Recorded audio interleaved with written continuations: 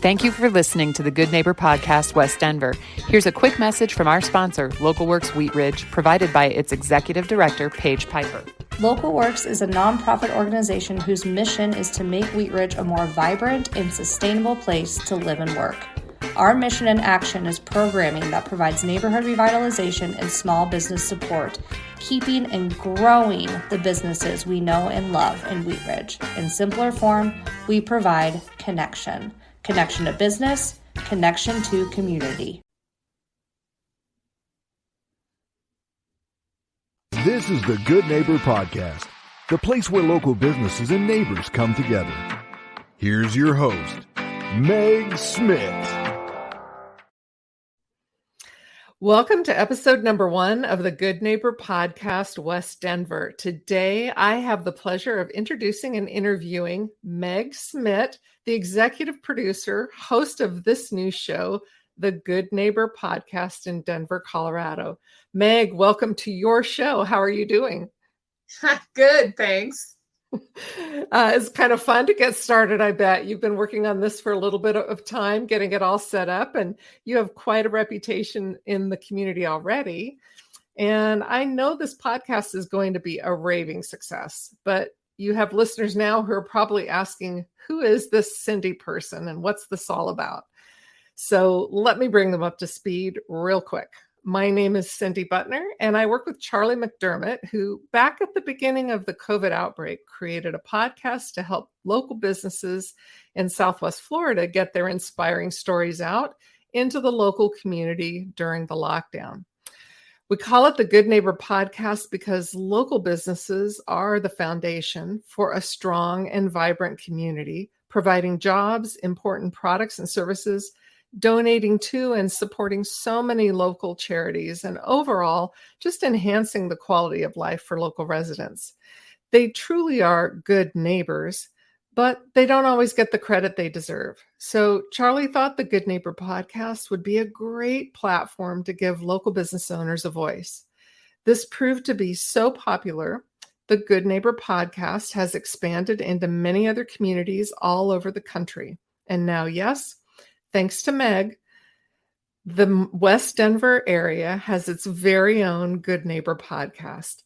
Meg, again, congratulations. How does this make you feel? Oh, I'm so excited. I love to share. I'm super social. I always call myself a compulsive connector. I love it. I can't stop myself. I'm always like, you need to know this person. And, oh, have you been to that business? And I just have this compulsion to constantly connect people together. So my work in the local communities through our neighborhood magazines, our email newsletters, and now the Good Neighbor Podcast is just one more opportunity for me to connect people together. And so that's very exciting for me. And I think people are really going to love listening to it. We have a very high level of engagement with our magazines and our newsletters already. So adding one more way to share stories about local community members who also own and operate businesses is, very exciting. And I think people will really enjoy hearing all these stories. Well, how lucky for West Denver businesses and your readers that you're such a huge advocate of theirs. It's a great role to play, and I can tell you do it with great enthusiasm. So tell us about how you got into this. Well, I was launching a business of my own years ago. I am very passionate about wellness and nutrition, and I'm actually a holistic nutritionist, and was launching a nutrition coaching business in basically like 2017. And I connected with a gal named Kim Berger, who is a publisher of neighborhood magazines in northern Colorado, so north of Denver. And I just remember wondering, why doesn't my neighborhood communicate like this? Why don't we stay connected through things like neighborhood magazines or email newsletters or even local podcasts like a neighbor podcast? And so my first foray into providing a connection resource to my community was, of course, our neighborhood magazine. And, now there's 25 of those neighborhoods in Greater Denver who stay connected through their neighborhood magazine. And we then, started our email newsletter because a lot of folks, want to receive news that way. And what's nice is we only do good news in all of these different channels. And so the Good Neighbor podcast, I just am getting started with it now because, of course, I learned about it through Charlie, my colleague, who launched it originally. And I just think it's a great way for businesses to get their story out there and share what they're doing in the community. Yeah, absolutely. It's, it's a great safe space to just really share all the great things that people are doing in the community. It's often overlooked, as Charlie said. So what are some myths and misconceptions that you hear about your business and what you're doing with the magazines and in the community?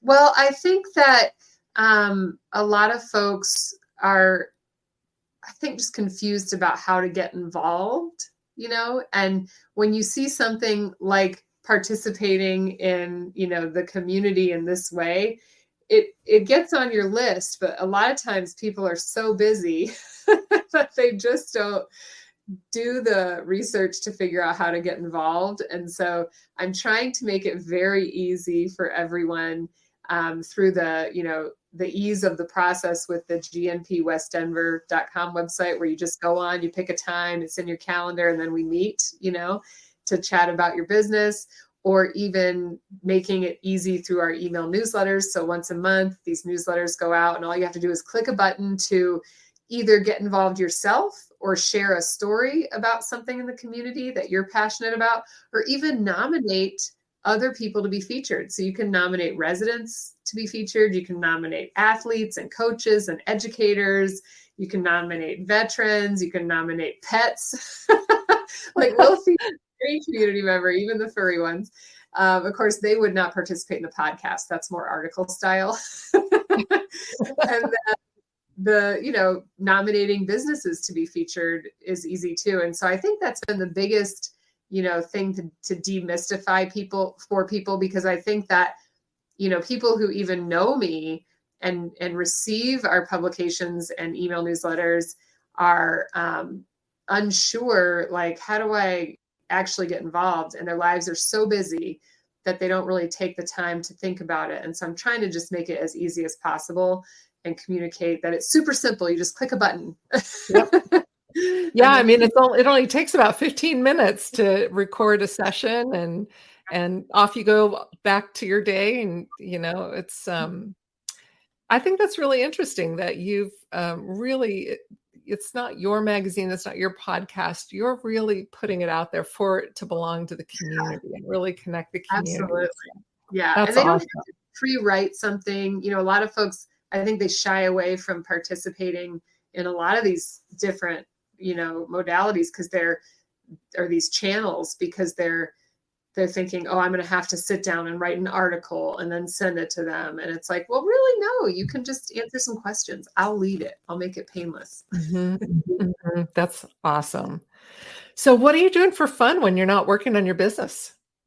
Well, I have my husband and his mother live here as well with us. And then we have two little girls. Delaney is 10 and Brynja is about to be 8. So They keep me very busy. Those are great ages.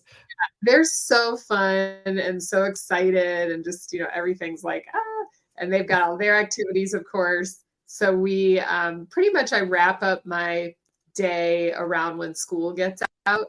And then it's off to the races with them, just picking them up from school, figuring out what it is we're doing in that afternoon time. I'm very passionate about cooking, and I love to garden.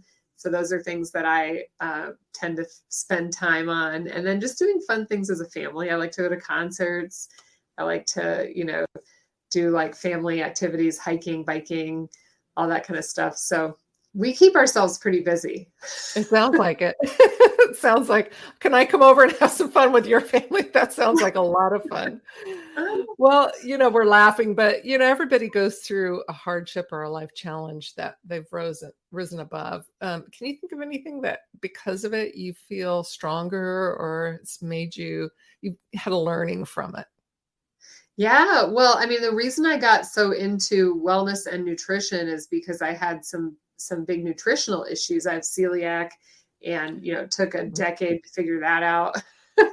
And Wow. all the inflammation and autoimmune concerns and all the things that come with that. And what it really taught me is, learning is key, and keeping a positive mindset, and really, driving toward the result that you want, by, becoming educated and making changes that you need to make. And I think that's true in the business world too. If your business isn't having the outcome that you want, what can you do differently? What can you learn? How can you stay positive? Because a lot of our life results are based on mindset. And so, that was something I had to leverage to get healthy and stay healthy, because I'm susceptible to, a lot of autoimmune and inflammatory outcomes because of that celiac issue and the gut health and everything. So I really had to learn a lot about that and apply that knowledge and consistently stay, active in my learning and application of what I learn. And I think that applies to the local business community too, because there's constantly things changing in their environment. Yeah, you want to stay. It's amazing how much new information we get so quickly that it is kind of a constant state of learning, which can be a lot, but it's also makes life interesting and fun too. Absolutely. What's the one thing you wish your listeners knew about your business? I think just that, like we talked about earlier, it's easy to participate, get involved. If there's something, and it doesn't have to be like you're telling your story, right? If you're a business owner, we absolutely want to hear about the genesis of your business and share what you're doing in the community and how you contribute in addition to offering your product and service, because that's really what connects you to the community members who are your potential clients. But if you're just a community member who's out there and just is aware of something awesome happening in the community, please, connect with us. Let us share that information.